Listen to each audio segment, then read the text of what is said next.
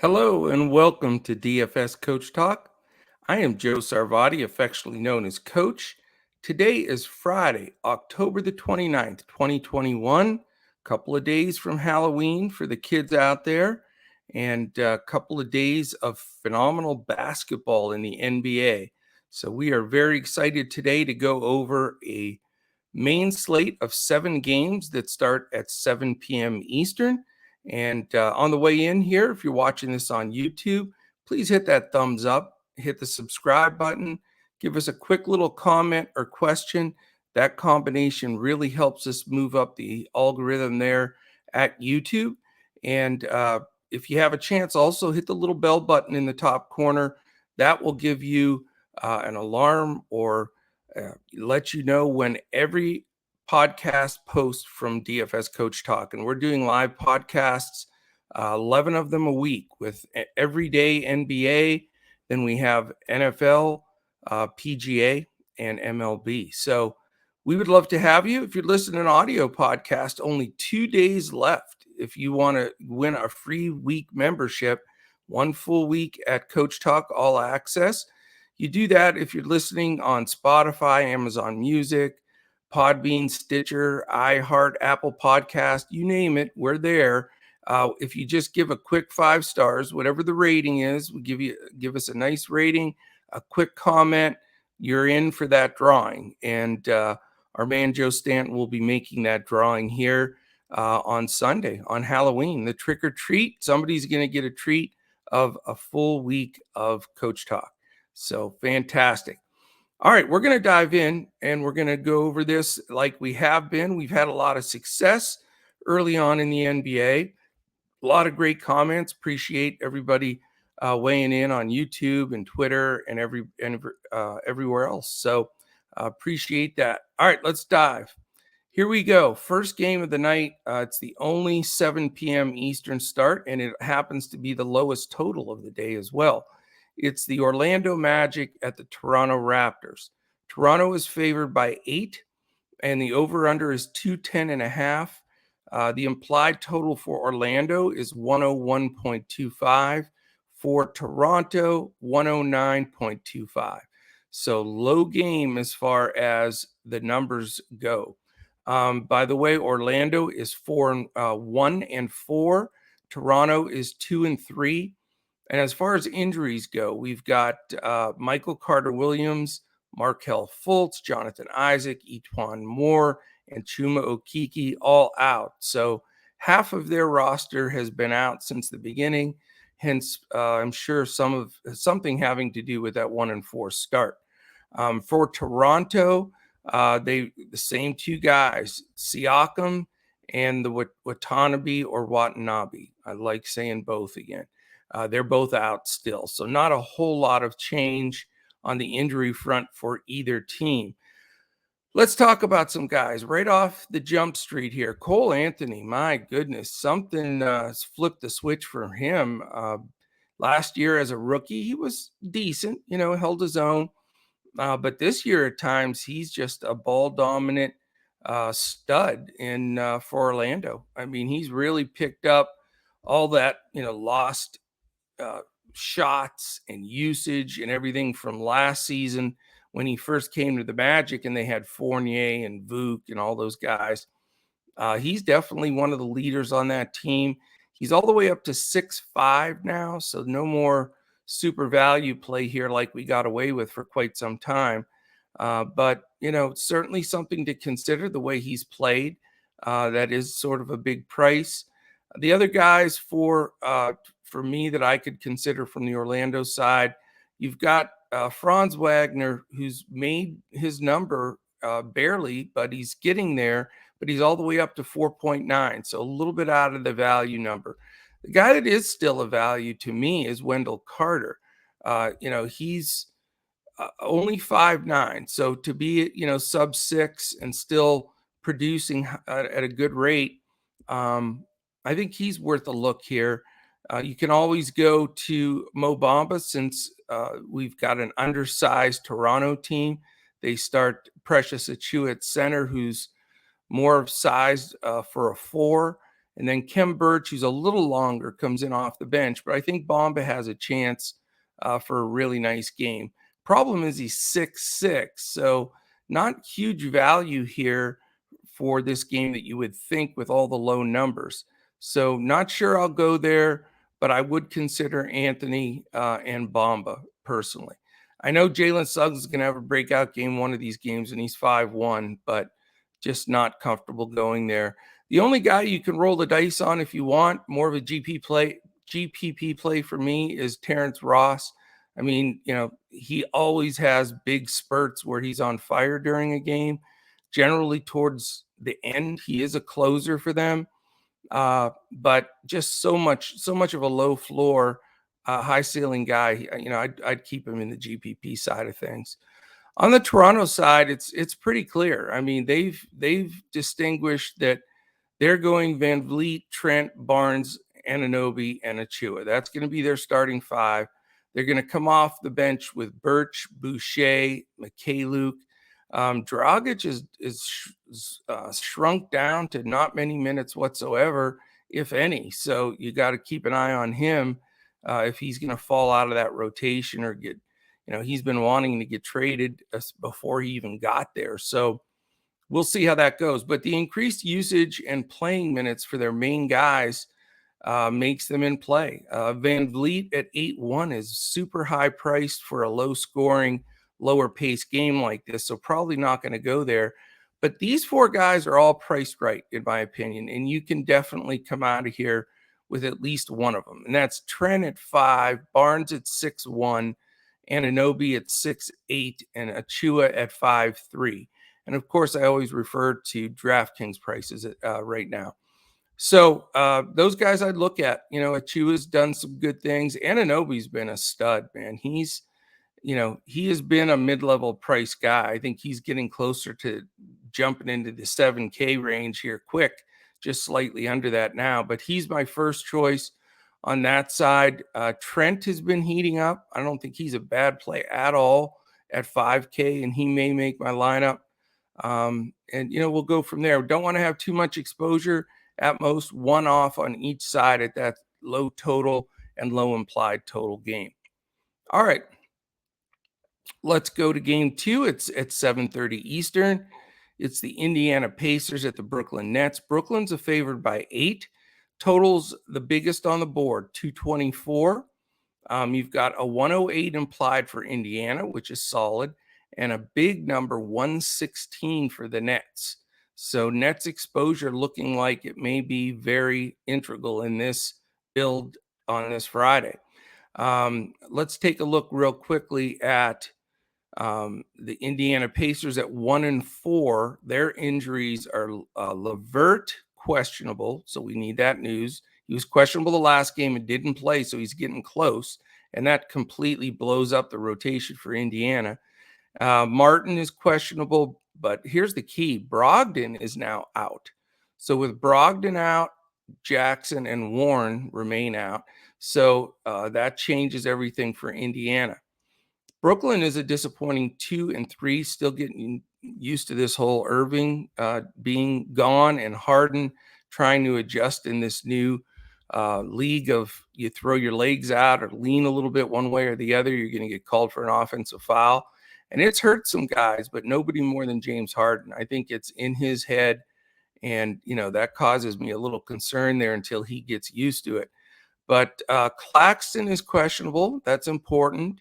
And, we know Kyrie's not with the team. So let's talk a little bit about this matchup. Again, we've got probably the value play of the day, or one of them, is TJ McConnell at 5.5, especially if we don't get a return of LeVert. Because with Brogdon completely out, the ball handling, is going to fall in McConnell's lap. And we remember several times last year, including one time where he almost broke the all-time single game assist record last year.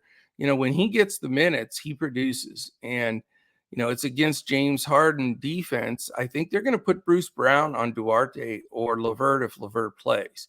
So I think, McConnell's a great play at 5.5. I know he'll be everybody's darling value play. Everybody remembers when they got to play him last year and he smashed the slate. So, I don't get off my seat excited to roster a value guy when I know he's going to be chalky. And I do think McConnell will be, because people are going to definitely want exposure to this game on top of it. But you got to look at it for sure. Duarte at 5.5, Levert at 7.6. I can't imagine he comes in here and plays 30 some minutes first game back after a long time out. So not really crazy about that. Either one of those guys. I guess where you can look is the bigs. I mean, Sabonis is always rosterable. He's 9.4. He's definitely can overmatch them inside with a smaller front line of Durant and Griffin. And then they'll bring Aldridge in, who's not a 5 either. If Claxton is ruled out, they're probably not going to play anybody that's a true center. So they won't have a real 5 the whole game. And that makes a lot of interest for me if I want to pay up at Sabonis at 9.4. I was fortunate enough to get out and play Turner the last game, and he really did well after majorly crushing everybody on a couple of outings prior to that. But he's only 5.4. So when you're talking a $4,000 savings from Sabonis, you got to think about it. And so both of those guys are in play, one or the other, and McConnell. So more than likely going to have 2 guys from this game representing. For the Brooklyn side, the aforementioned James Harden. He's still 9.6, not hitting his number at all. And, the question is, when is he going to have that breakout game? It's coming. This could be the matchup for him. Certainly, if they had Brogdon defends Harden pretty well, but it's going to be a little bit tougher chore for whoever is on him. So even though he's 9.6, and, which is understandable for Harden, I don't know. I mean, it's one of those scenarios where until we see the switch flip, it makes it a little bit tough. But I certainly want to be on him when it does. So there's some consideration there. Excuse me. Too early in the morning for the vocal cords to be stretched and ready to roll. All right, after that, Brown and Harris don't interest me.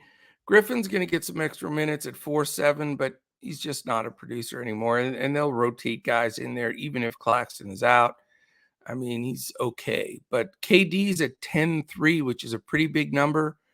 If Levert's in, they'll probably put Levert on him right off the bat. But if Levert doesn't play, they don't really have a good matchup for him. They'll try to put some stretch guys like Holiday or Lamb on him, stuff like that. But I prefer Durant as my top play in this game. I think it feels like a KD game to me. Would love to be able to go KD and Sabonis and McConnell, but I'm not sure I can afford both KD and Sabonis, so I may do a little juggling there, but that's the way that initial game is looking to me. All right, we're going to go to game 3. It is also a 7:30 Eastern game. It is the Charlotte Hornets against the Miami Heat. Miami is favored by 6. Then you've got a 221.5 over under, very reasonable. 2 formidable numbers for each, with the implied total of 107.75 for Charlotte and a healthy 113.75 for Miami. You've got the Hornets are 4-1, and they have Terry Rozier for all 5 games. Terry Rozier has been either out or questionable, and he has not laced him up yet, so not going to count him in. And then it looks like PJ Washington is doubtful, or some places have him ruled out already. So that, definitely thins the interior for Charlotte. On the Miami side, you've got Bam probable, Lowry probable. I'm counting those 2 in. I think they play. Oladipo remains out. So in breaking this down a bit here, it's a good game. Should be a fun game to watch. Miami's 3-1, by the way. So they're 4-1 and 3-1. These 2 teams both off to a great start. A couple of things you can look at. LaMelo Ball at 8-3 if you want to go that direction. If Rozier sits especially, Ball's been better, but he's got that Miami defense. Lowry, is crafty. And then, of course, with Butler and Bam and Tucker, I mean, they're a defensive juggernaut. But, they have been giving up some points. And point guards have been okay against the Heat. So Ball, I think, is in play. Gordon Hayward's been a go-to guy at 6'9", but he's not going to be the go-to guy for me with Jimmy Butler guarding him. The guy that's blown the roof off the gymnasium here is Miles Bridges. He is finally having his breakout season that we expected from when he was drafted as a rookie. He's all the way up to 7'3", but he deserves it. He's been absolutely awesome. He's doing it all over the floor. Now with no PJ Washington, they're shorthanded. I know the only problem is he gets probably PJ Tucker defense, which is no picnic for anybody. But man, he's just so much more athletic and can jump out of the building. I don't know if Tucker can check him. I mean, they may put Bam on him at times as well because he's so much of an interior player, which, that creates a little bit of a mismatch for Mason Plumlee. Mason Plumlee is not a bad play. He's been playing better than people realize, but he's 6'4", which is rough. Bam's only 7'8", so there's not that much of a discrepancy there. So it's tough because I feel like the guys have gotten a little overpriced in this game for some reason.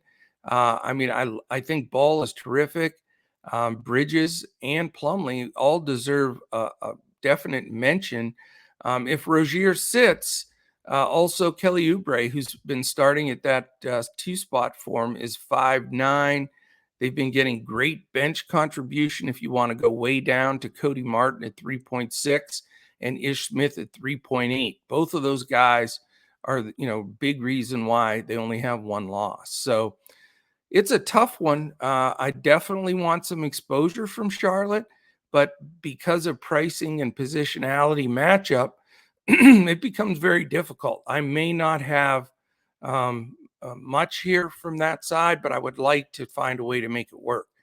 Kyle Lowry, his numbers are down. You sort of expected that with a much, much better cast of teammates than he had in Toronto. 7-1 still a little high for me. Duncan Robinson has continued to be a bit, scoring dependent at 4-5. The guys you can look at here, I think, are Jimmy Butler at 8-7. I think he should have a really, really solid game. And Bam Adebayo at 7.8 also is very interesting. So, Butler, Bam, do you spend up for one of those guys? I'm planning on it. Can't afford both of them, but Butler at 8-7 and Bam at 7-8, I think will do very, very well. After that, Tyler Hero's up to 6-6. Certainly a chance to smash the slate at any time. I still like that sub-7 price for a guy that can, really overpower it. It just gets a little bit tougher because when Lowry had sat, it's such an easy play. But when he plays, Hero gets minutes. He gets decent minutes. So it's a little bit tough. It's a hard call to pull the trigger there, but certainly a GPP consideration, big time. All right, let's go to game 4. We've got the Sacramento Kings at 8 o'clock Eastern against the New Orleans Pelicans. Strong over under here as well. Sacramento favored by 2 on the road. How about that? And that is 220 over under, 111 total for the Kings, 109 for the Pelicans. This game intrigues me a lot, and I think this is going to be my most exposed game on the slate. I just think there's a lot of potential in this game because of matchups, position, defensive ratings against each team. Just the analytics really match up for this game to be something, that can be a shifter of the slate. You've got two teams, Sacramento's 2-2, but they're the Sacramento. The Pelicans off to a pretty bad start at 1-4, obviously with no Zion still. Josh Hart's been the guy that's been questionable for the last several games. We need to know if he's going to be back. That really helps. Temple is doubtful, and no reported injuries for Sacramento. So where am I going to go in this game? Why is it a game I'm looking at? Well, De'Aaron Fox, I think in this game, just a perfect fit. And same thing with Tyrese Halliburton. I think at 6'1", Fox at 8'4", both getting real strong consideration for me. I think their price is fair against a Graham Alexander Walker backcourt. And especially if Josh Hart remains out, there's just not a lot of defense with the guys off the bench from there, like Murphy, Kyra Lewis, Najee Marshall, Herb Jones. Those guys are just very okay, not great by any stretch. They do get Jackson Hayes off the bench at 3-5 that can back up Joe Val, but Joe Val's playing good ball, so not really looking to go to Jackson. Back on to the Sacramento side, Harrison Barnes, that shot he hit, wow, what a shot to win the game the other day, and he's played great.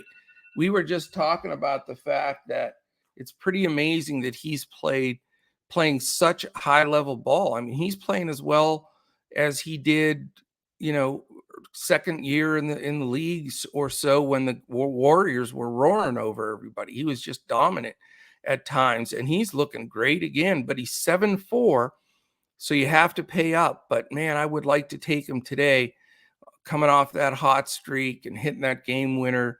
I mean, he's been very consistent and pretty much of a safe cash play thus far. So I'm going to consider him. I always consider Richaun Holmes because he's just always underpriced. Had a decent game the last game out. He's only 5'8", so you don't have to buy all the way down at center if you want to try to save some of that salary. So really for me, I'm considering Fox, Halliburton, Barnes, and Holmes. Not all of them, probably two at the most. And then you've got the mixture of what causes me a little concern why it might end up being one guy from this team is you're getting some great minutes from Buddy Hield and Davion Mitchell off the bench. And, those guys mix it up a little bit, spread the minutes a little bit, and that causes me just a bit of concern. But definitely Sacramento looking a little bit better, playing better as a team. So anyway, we will see. The next with the Pelicans side of the ball, where do we look there? Definitely wouldn't mind having some exposure. BI is the guy, man. Brandon Ingram, another 8.7, which is scary. But something to consider. Joe Val's been much better than people thought. I mean, I was just shocked. I remember had a big Twitter argument. People thought that trade where they gave up Adams to get Joe Val was somewhat of a wash with two plug centers, blah, blah, blah. I could not disagree more. I mean, Adams has done fine. He's a rebounder. He's not a offensive threat that much, but Joe Val's the real ticket, man. I mean, Memphis ran a lot of stuff through him and to him last year, and the Pelicans are starting to do that as well. And until Zion gets back, that'll hog all that stuff in the paint, which he should. Joe Val's on the slate for me. I mean, I like him. I know he's 8'5", so no one ever wants to pay up that high for Joe Val. And I do respect Holmes' defense, but Joe Val's big. He's a lot bigger than Holmes. He outweighs him. He's just a bigger source. The only thing that concerns me, and why I always am reluctant when I'm just about to push the button on Joe Val, is he does have foul problems sometimes. And he gets into that where he just can't help himself from reaching or trying to strip. You just can't. That's such a killer when you have a guy like that at 8'5" that you're counting on, and he has two fouls in the first 3.5 minutes. You want to just turn the TV off at that point. So I don't know. I like BI the best here. I could consider Nickeil Alexander-Walker. I think that his potential in this game is strong. I do need to know if Josh Hart plays, though, because that changes everything. If he plays without any restrictions at 5'1", I think he's a reasonable play himself. If he doesn't play, they've been playing sort of scrub city at that role. Sorry to say that, Herb Jones and some of the guys that have filled that starting spot. But it has allowed much better usage for Graham, Alexander Walker, Ingram, and Valanciunas because they're pretty much playing 4 men on offense. So let's see what happens there. Follow us. You can follow us in Discord throughout the day. We'll follow all of this news, not only just the stuff that comes up there on Fantasy Labs and everything else. We have a pretty intense scrutiny of what's going on in the NBA, what's going on with the news. We follow all the beat writers. We stay up to speed, again, on all the social media sites for the teams, and really try to get a jump on everybody else with rotations, who's starting and everything else. Friday is the best day to join Coach Talk, seriously, because if you just buy the 3-day pass, you get Friday, Saturday, Sunday. So you're going to get a ton of NBA basketball all 3 days. You're going to get the World Series. You're going to get all of the football on Sunday, and all for $10. And our golf, we put out golf lineups tonight for the weekend only for the Bermuda Championship. So you're going to, again, when you join Coach Talk, you get everything we've got. We don't break it up by sport, charge extra for anything. You're part of the family, you go. So 3 days, all weekend through, $10. You cannot, miss out on that. If you want to go for more, make sure you get that Monday Night Football in there. We have a 5-day pass for $19. Then we have several other different options for you. So just go to dfscoachtalk.com and join us. We'll immediately get you in our Discord. You'll get to hear all the news for everything that we have going in, all of our podcasts and projections. We have a partnership with Pro Football Focus that handles all of our numbers and statistics and analytics. Our man, director of analytics, John Wehausen, will be posting that in our Discord throughout the weekend. We also have some members that are really active in that. Make It Happen is one of our members, and he's always posting info, Fantasy Labs numbers, and breakouts of several different areas where we're all having a chance to look at all those statistics to figure out what we want to build. And it does really help. It gives everybody a leg up, and our community shares all that information. So we would love to have you. You can also follow us on Twitter. We're all at DFS Coach Talk. I am at Joe Sarvadi, JoeSarvadi. Andrew is at Language Olympic. And we know Crash is at JP Davis 1982, which I got that right 2 podcasts in a row, Josh. So how about that? All right.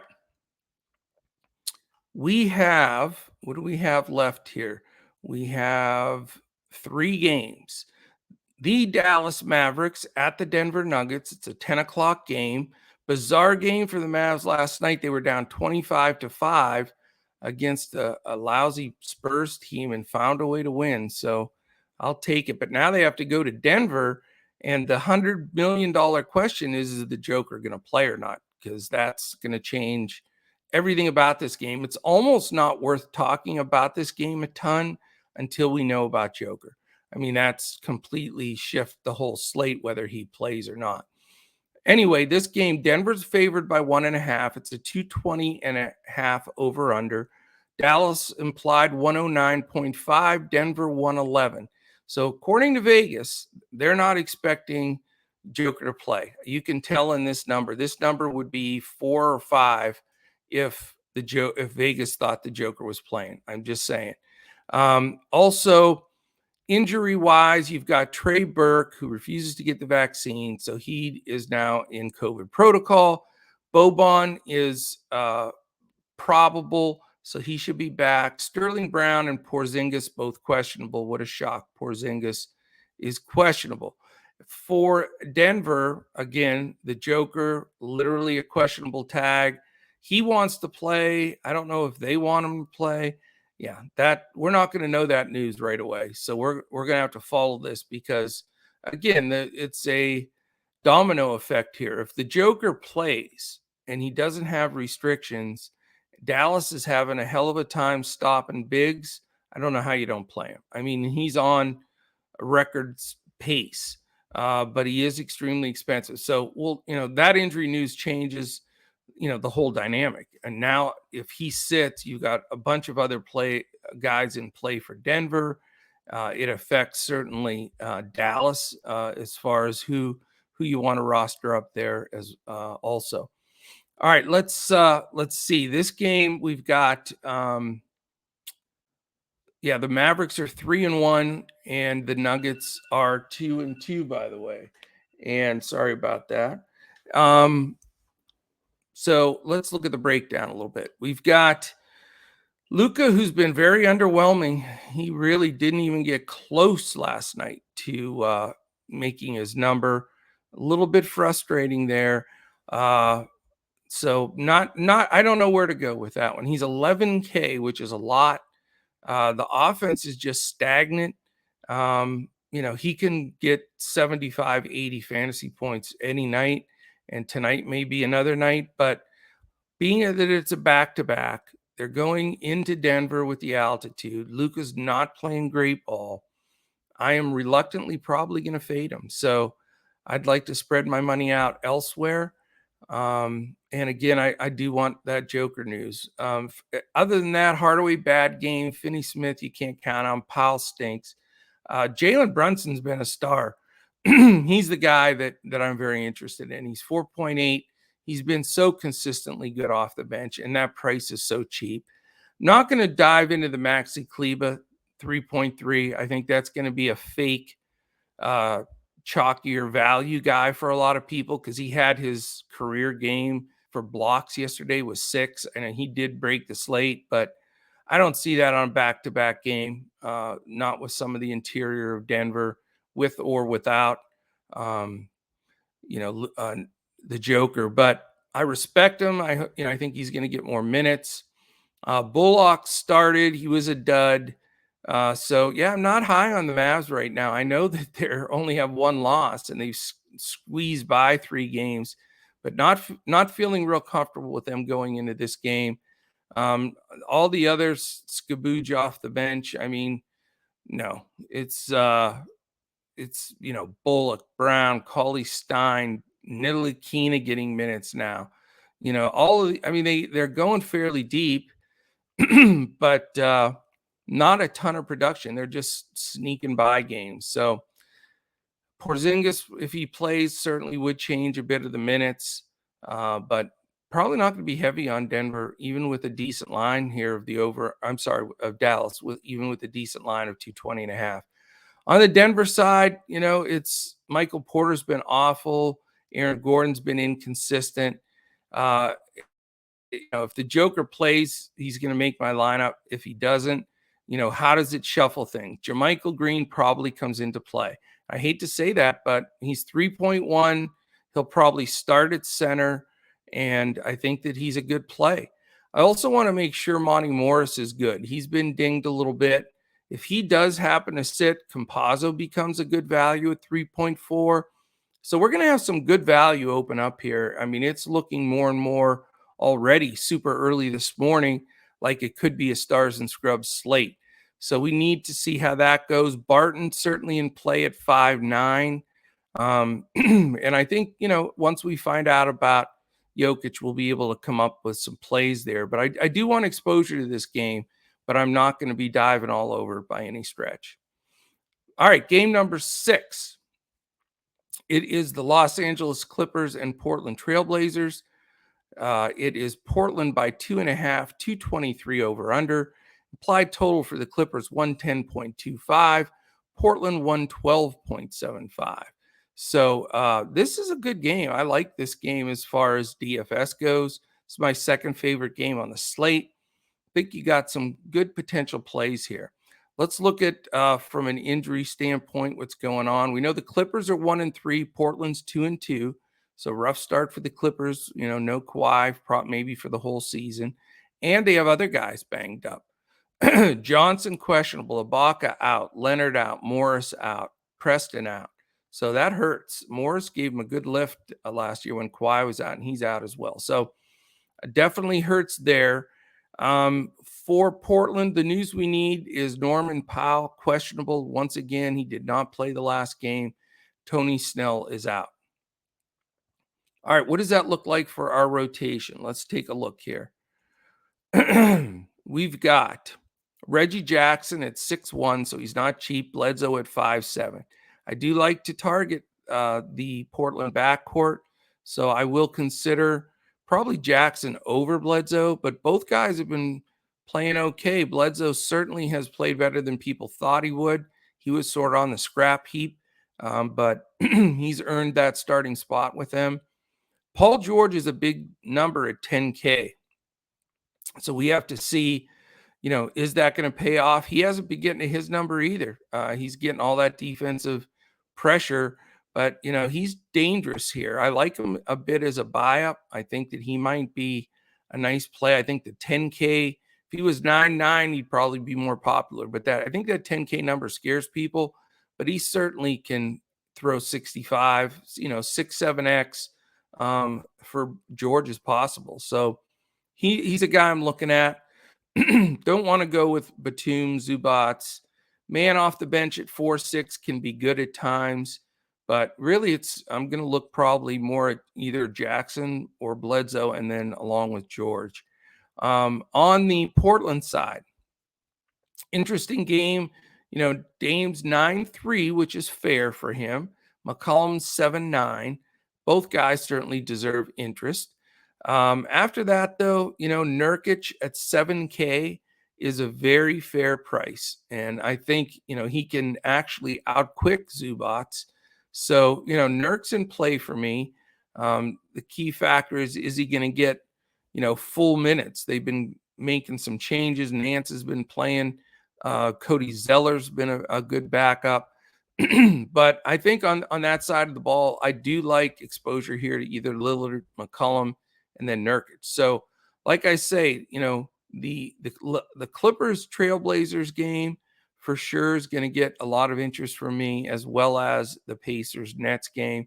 I think I'm really interested in those two games at this point to get some strong leverage and some solid plays. All right. Last game on the slate, it is definitely the late night sweat game. I do like that there's 2 10 o'clock and a 10:30.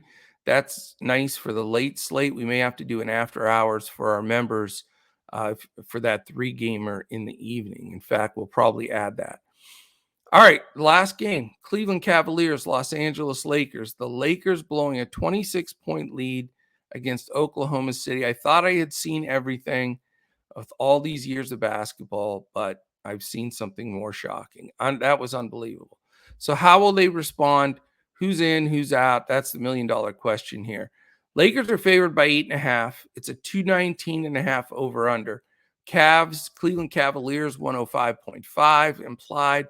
Lakers a big fat 114 implied. So, we know that the Lakers are 2-3, Cavaliers 3-2. I bet you didn't think Cavaliers would have a better record than the Lakers 5 games into the season. As far as injuries, Okoro remains out for Cleveland, which has been given Markkanen a bump in time. And then you've got all of these scenarios. Anthony Davis, probable. Wayne Ellington, questionable. LeBron James, questionable once again with that ankle. Rondo, questionable. Ariza out. Horton Tucker out for quite a while, and none out. So, yes, the Lakers have been dinged hard on injuries, and that has certainly affected a bunch of things here. So, again, I hate to say this, but, the early podcast here, we're not going to know this probably until later afternoon, actually, but we need the news here. We need to know, if LeBron's in or out. All of this news is going to be huge. But as far as Cleveland goes, they're getting decent production from Garland and Sexton, 6.6 and 6.5, and they're getting great contribution from Ricky Rubio, 5.6. I mean, I don't know what he's playing with the same confidence he did in the Olympics, where he was the leading scorer in the Olympics, even over Luka, and he's carried that in. He looks great. He's shooting the ball well. So the only thing that it's done for me, though, is I used to try to go after a Garland or Sexton here and there, but the fact that Rubio's grabbing a chunk of that usage and being effective with it, the 3-guard rotation there is a little bit, off-putting to me. So I'm not Probably not going to go there in this matchup. I do think Markkanen, if LeBron doesn't play, I think Markkanen is a guy that I'm interested in. If LeBron does play and guard him, I think that's going to be a big problem. Here's the thing that's amazing. I've avoided bigs against the Lakers, big men, from last year and prior when the Lakers had number one defense. Their interior was just awesome. And then you just look at it, you figure it's going to be better this year. Anthony Davis, DeAndre Jordan, and Dwight Howard. Are you kidding me? But guess what? They're giving up numbers to centers. And I know it's a super small sample size. You can't really count on 5 games or whatever being able to tell you what the real deal is, especially when their interior defense has been good. But they haven't had this exact rotation. Jordan and Howard weren't on the team last year. So for whatever reason, their interior has been terrible defensively this first 5 games of the season. So that does bring Mobley and Allen into play for me because they're 6'8" and 6'2", which is very reasonable. And you have to think about it. I'm not going to play both, but one or the other, I think, is very doable. And there's no reason to run from that interior defense from the Lakers at this point. So there's a potential there. None of the other Cavs interest me at all. On the Lakers side, Russ at 9-7, he has 19 turnovers in the last 2 games. He went 9 turnovers and 10 turnovers. That's hard to do, 19 turnovers in 2 games.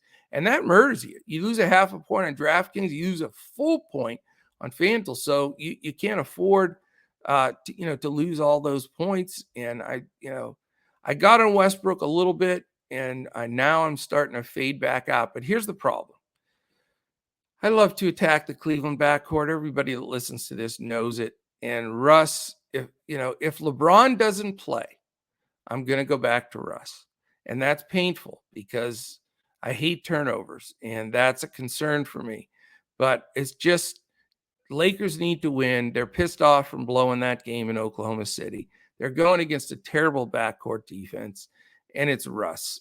So, yeah, I'm almost tempted to go with them even if LeBron does play, but I doubt I would at that point. But if LeBron sits, I'm going to plug and play Westbrook, and that hurts my stomach thinking about it, but I'm going to do it. Now, if LeBron does play, then I will rethink it.